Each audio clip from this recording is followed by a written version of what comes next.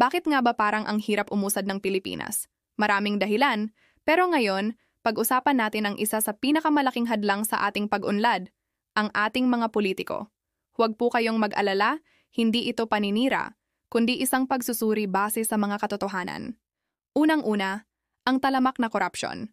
Alam niyo ba na bilyon-bilyong piso ang nawawala sa kaban ng bayan taon-taon dahil sa pagnanakaw? Isipin niyo, ang perang iyan na dapat sana ay para sa mga ospital, kalsada, at edukasyon na pupunta lang sa bulsa ng iilan. Imbes na serbisyo, nagiging negosyo ang politika. Kapag ang namumuno ay mas inuuna ang sariling interes kaysa sa kapakanan ng taumbayan, paano nga ba tayo aasenso? Pangalawa, ang political dynasty o ang pagpapasapasa ng pwesto sa loob ng iisang pamilya. Kapag iisang pamilya lang ang naghahari sa isang lugar sa loob ng maraming dekada, nawawalan ng pagkakataon ang mga bago at mas kwalipikadong lider na maglingkod. Ang resulta? Walang bagong ideya, walang tunay na pagbabago. Ang kapangyarihan ay nagiging eksklusibo sa kanila at ang interes ng kanilang pamilya ang laging nangingibabaw, hindi ang interes ng buong komunidad. Pangatlo, ang kakulangan sa long-term planning o pangmatagalang plano.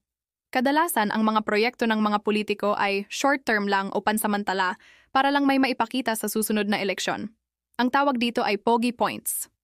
Nakakalimutan nilang ang tunay na pag-unlad ay nangangailangan ng mga plano na aabutin ng maraming taon para makita ang resulta, tulad ng pagpapabuti sa sistema ng edukasyon at paglikha ng mas maraming trabaho. Hindi ibig sabihin nito ay lahat ng politiko ay masama.